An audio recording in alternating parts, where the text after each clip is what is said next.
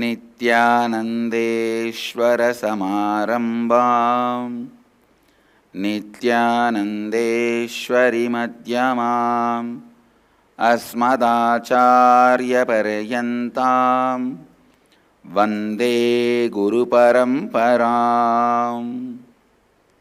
I welcome all of you with my love and respects.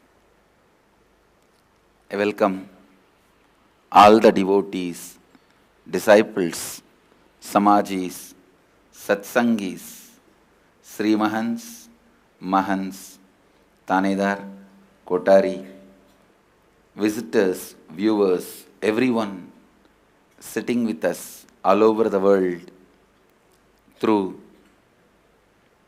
Nithyananda TV, Sadhana TV, two-way video conferencing, having Nayana cities sitting with us in two-way video conferencing, having Nayana Houston Adinam, Singapore Adinam, Puduvai Adinam, Tallahassee, China, Gupta Kashi, Tobago, Trinidad Tobago, Indrani, New Jersey, Ohio Adinam, Oklahoma Adinam, Los Angeles Adinam, Kuala Lumpur Adinam, Vancouver Bhubaneswar, Oman Adinam, Toronto Adinam, Temple City, California, and Guadalupe Adinam, San Jose Adinam, and some more cities joining. I welcome all of you with my love and respects. Today, the third day of Meenakshi Brahmotsavam, the celebrations are continuing.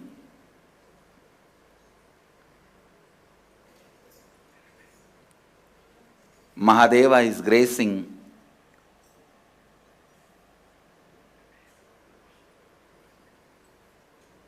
in the Sarvalankara. The crown he is wearing is called Semmadu Kridam. This is the crown he was wearing. This is the way his headgear was when he came to carry sand for the sake of Vandi's idli. It's called Semmadu Kridam. And Meenakshi is gracing on Swarna Gajavahana, the golden elephant vehicle with the crown called Mambala Kondai Kridam. The crown looks like a mango. So, these are traditional alankaras done in Vedic temples. Today, Meenakshi is gracing on golden elephant vehicle, blessing all of us. Let's receive her blessings and grace first.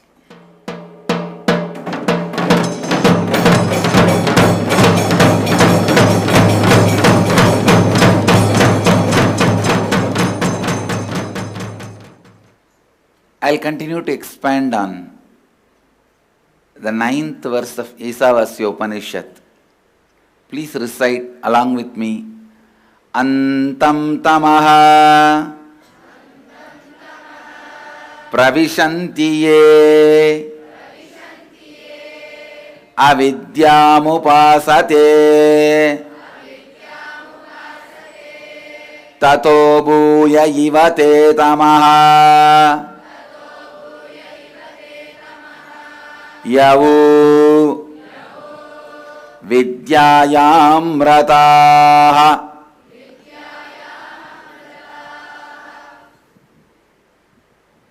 Recite loudly. Andhaṁ tamaḥ praviśanti ye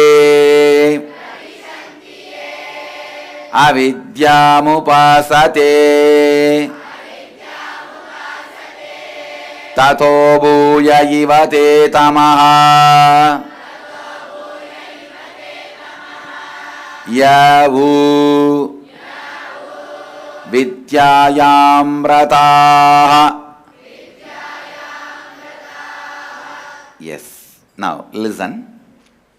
Those who worship avidya, the ignorance that veils the true knowledge of truth, consciousness, enter into blinding darkness characterized by the absence of perception.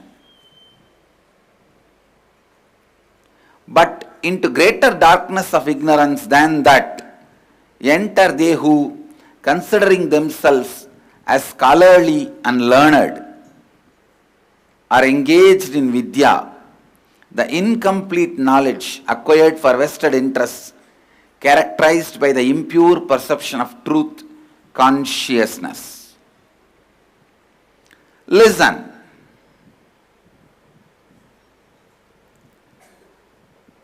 These two concepts you need to understand. One,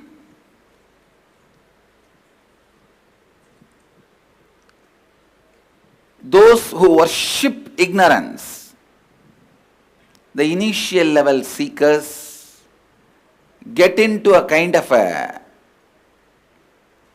tiredness, boredom, unable to move further.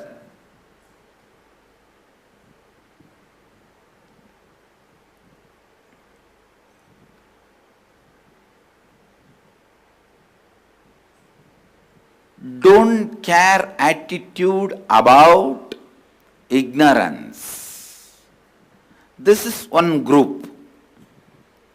There is another group, little advanced level seekers, but after a certain amount of time, listen, please listen, when you spend time with certain concepts, and don't align your life to those concepts, you will feel acquaintance with that concepts intellectually but not experientially. Familiarity always breeds contempt. Even with the idea, you are the consciousness. If you are acquainted, means if you are having exposure to that idea, you are thinking about it quite a long time, but you never made that as your cognition. You never transformed your life. You never aligned your life to the truth. Then slowly, you think what you are living, what you are doing is much better than common men, normal people who don't even know that they are consciousness. So with this justification, the worship of imperfect knowledge, the incomplete knowledge starts. The danger is, by now you know how to manipulate others. How to be a half guru. All your neighborhood gurus are formed like this only. Each neighbor would have one guru. In India, each street will have one Jagat Guru. You can ask him, why are you calling yourself as Jagat Guru? No, I have one disciple, I named him as Jagat. So I am Guru of the Jagat, so I am Jagat Guru.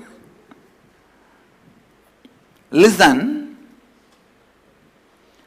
All your neighborhood gurus are in this space, in this mood. Please understand. The impure perception of truth, consciousness, incomplete knowledge, which is the problem of advanced seekers, is more dangerous than the initial level problem of initial level seekers, which is the don't care attitude towards ignorance or tiredness and boredom. So these advanced level seekers who worship knowledge but which is incomplete, they won't have tiredness, boredom and all. They will be very active, but in the wrong direction. Enjoy knowledge for the sake of knowledge. Celebrate knowledge for the sake of knowledge. Celebrate power and energy for the sake of power and energy. Don't use power to manipulate others. Don't use knowledge to make money. Please understand. I am not saying don't accept salary for your contribution. I am not saying don't earn for your livelihood. All I am saying, mentally don't have the disease of equating your knowledge to wealth. It's a mental disorder. Please understand. Actually, I was planning to write a book.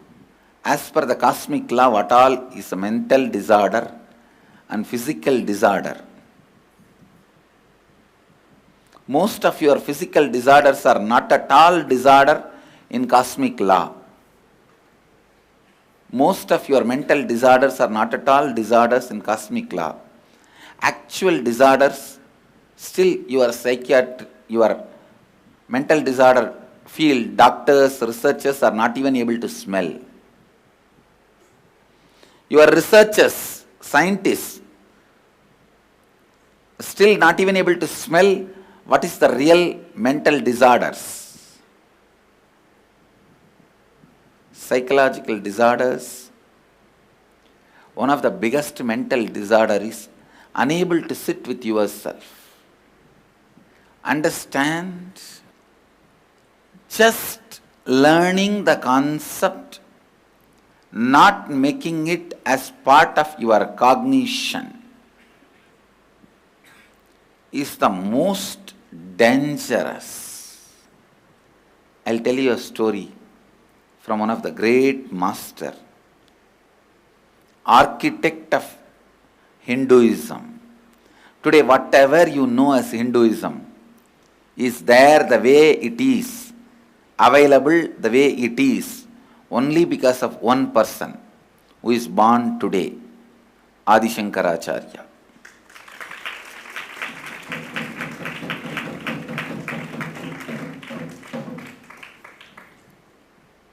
Today is 1227th birth anniversary of Adi Shankaracharya.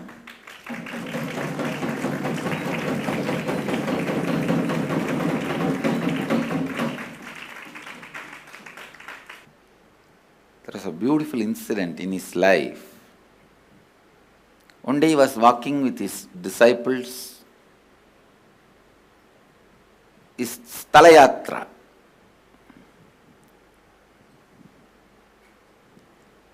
Suddenly he felt thirsty and no water was found in that area. Only one guy was having a village arak, you call it toddy. Shankaracharya went straight to that villager and said, "Can you give me a little? I am feeling thirsty." The villager readily agreed and he drank. The disciples could not understand, what is this? Acharya. Then they decided, when you can drink, why not us? They also drank. After that, Shankaracharya was walking very steadily, stably, but not these disciples. Now Acharya thought, this is the time that we need to educate these fellows. And he also need to show the difference between the people who made I am the consciousness as a cognition and I am the consciousness as an acquired acquaintance, not cognition. So after some time, maybe a few days later, again he felt very thirsty. looked around, no water source, not even a village Arak. Only one guy was melting iron and pouring into the mold, the metal workshop. He walked straight into the workshop and asked that guy, "Can you give me little?" That fellow was shocked. Asked why? "No, you don't bother about that." He asked him to pour the whole metal on his hand and just drank, like how he will drink a cold water from the well or a lake. And then he just looked back. The disciples' eyes have already came out. And he just told them, "Please drink." That's all, they were all shaken. Shankara just made only one statement. Why? You guys can follow when I was drinking arak. Why not now? Of course, neither disciples drank, nor Acharya forced them to drink. Understand the truth. The moral of the story, acquaintance, just hearing these words, not making it as part of your cognition, will make you feel, will give you pseudo satisfaction as if you know it is truth. That's the most dangerous. Please listen. That is why I tell you, before initiation, the disciple need to be prepared. The moment you are initiated, you should just follow the truth. Pain is such self-destructive mechanism, will not allow you to reinvent yourself with any new concepts and strategies. Please understand. All the spiritual truths expressed in these Upanishads, like you are the consciousness, you are untouched, never come and go, you are the source of action, result, all these are highest possible strategies for your life. Knowing them, but not living them, knowing them, but not living them. Listen. Knowing them, but not living them.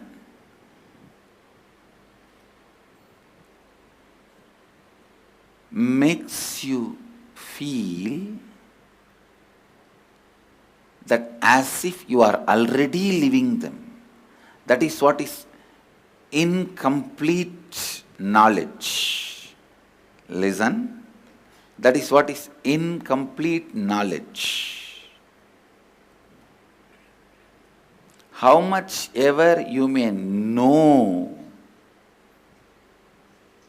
about yoga, unless you do, you won't have the result. How much ever you may know about swimming, unless you start swimming, you will not have the result. How much ever you may know about surgery, unless you do it, you don't know what it is. Please listen. Knowing but not doing. The non-practice. Non-practice. That's the most difficult mental setup. Once you acquire that, your whole life is gone. Please understand. Listening to the concept but not living them. Listening to the truths but not living them is the most dangerous. That is the most dangerous. Because once that mental setup comes to you,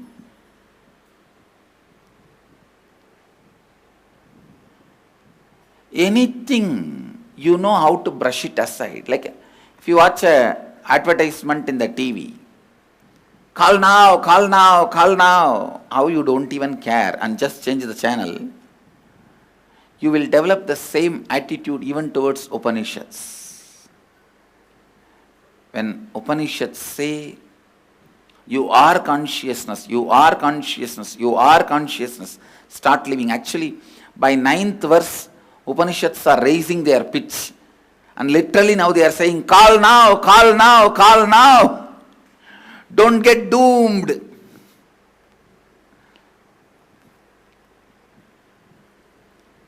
Andhaṁ tamaḥ praviśanti ye avidyām upāsate tato bhūya yivate tamaḥ hyahu vidyāyām vratāha.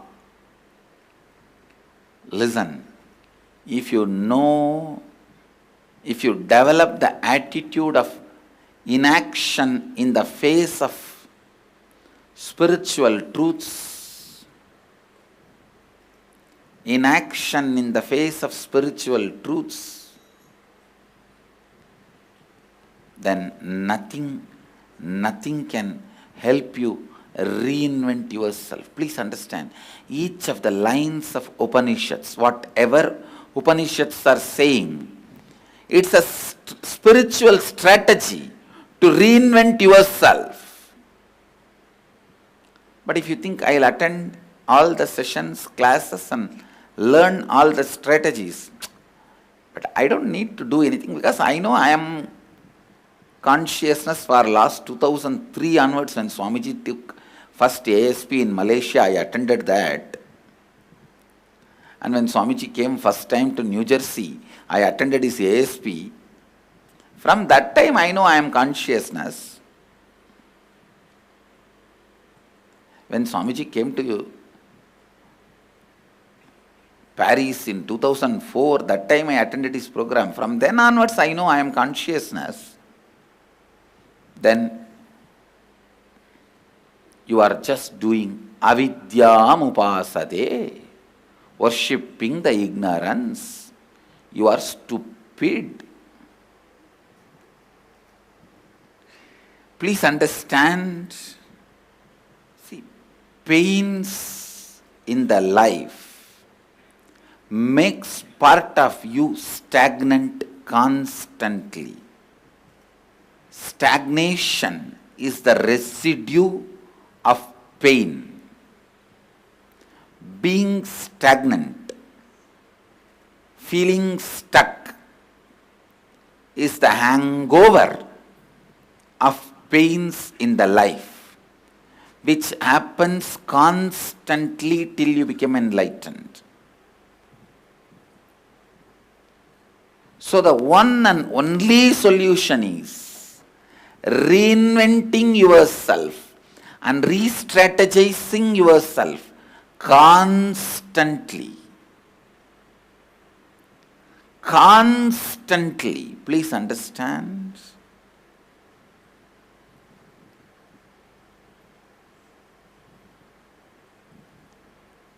When you are driven by your greed or fear, constantly you will reinvent yourself. If you are in love with a girl, how constantly you will reinvent yourself to demonstrate your love to her or impress her. If you are afraid of your wife, how constantly you will reinvent yourself to save yourself from her or escape from her.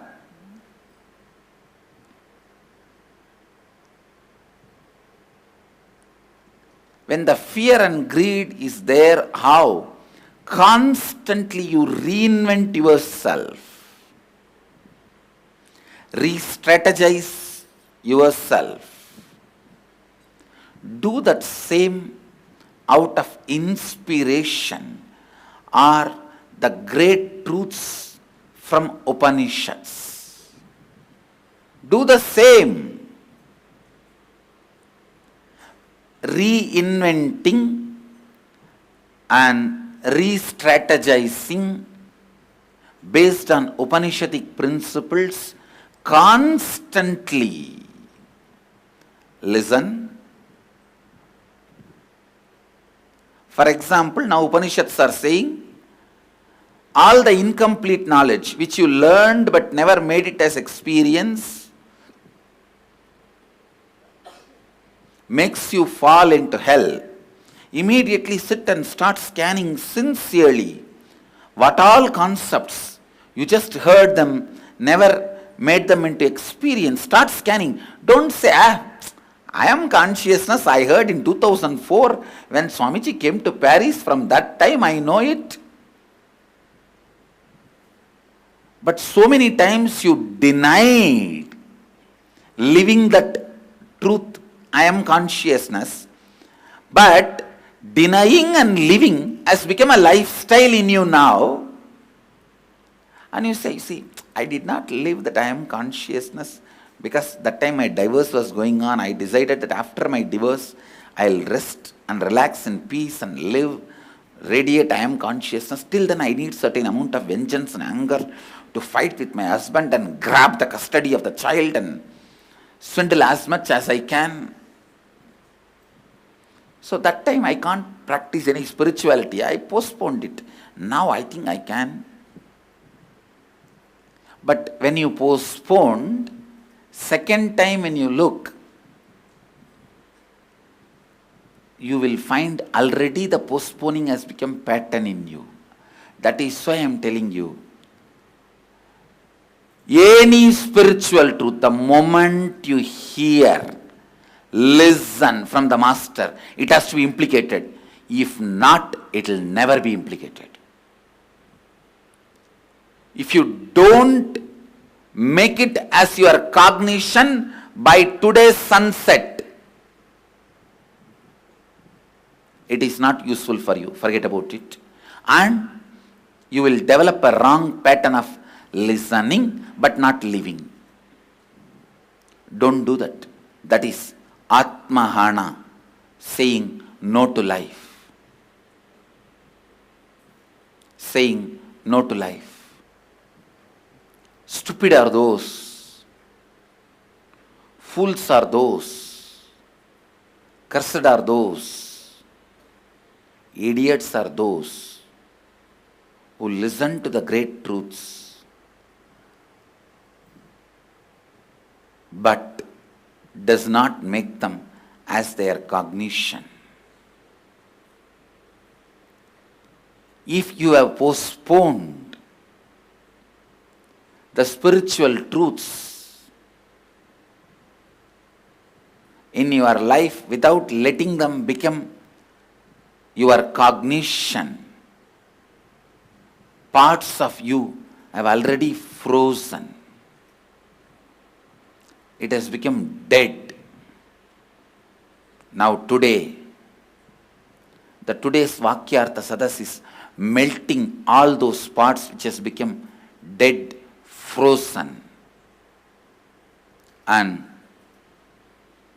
re-strategizing your whole life with the truth I am consciousness means not being pushed by stupid fears, stupid greed, being pushed only by tremendous joy, inspiration, happiness and bliss, fulfillment, completion.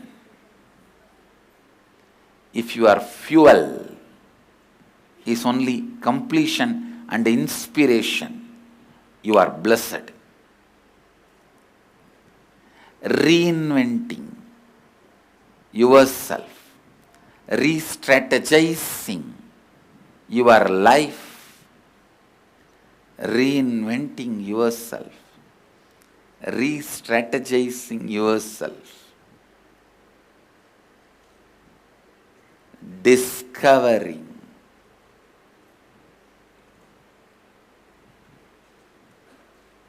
through you, making you flow more and more, making you alive more and more, breaking the parts of you which is frozen, making parts of you which is frozen into alive again. I am telling you, all tiredness, all boredom is nothing but frozen pains in your muscle memory. The only way to break the ice, the frozen pains, is re-strategizing yourself. Seeking should be the frying pan for the enlightenment dosa, which has become very popular from yesterday in our Sangha.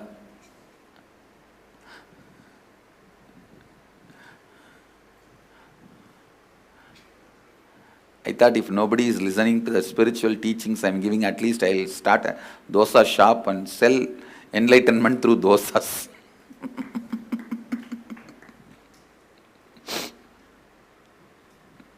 That is my new strategy.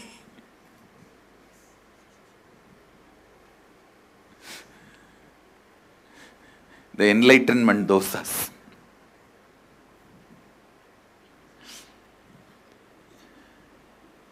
Seeking should be the frying pan for pouring your being and re-strategizing, reinventing. Today against it, what all the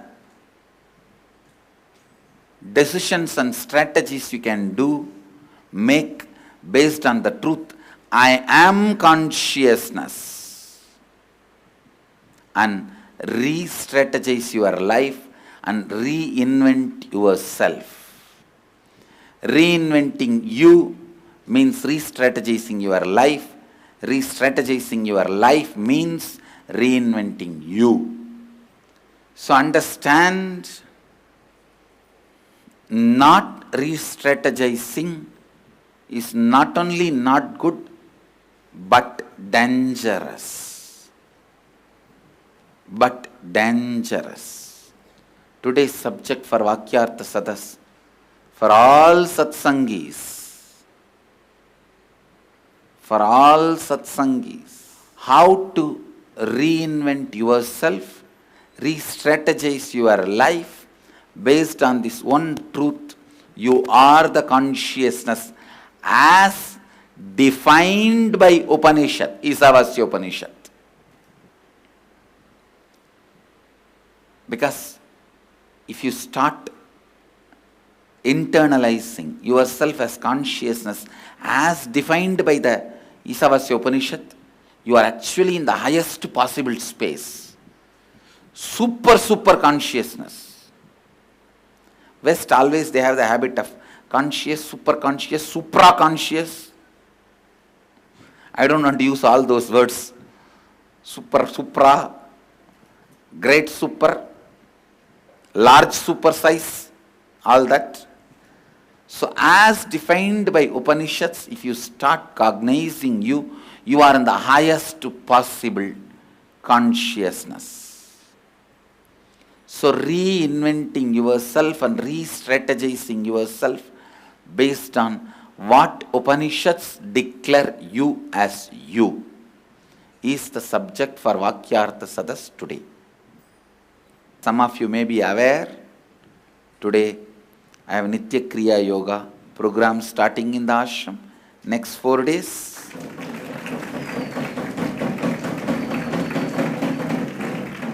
So it's a celebration. Before entering into this next segment of the morning satsang, there is a question: how can I make my intellectual understanding to my cognition? 1. Do this Vakyartha Sadas. 2. Even after the Vakyartha Sadas, if you are not able to make it, come to Varanasi. That's all. You try. If you made it, great. If you feel it's not happening, then come, I'll do it.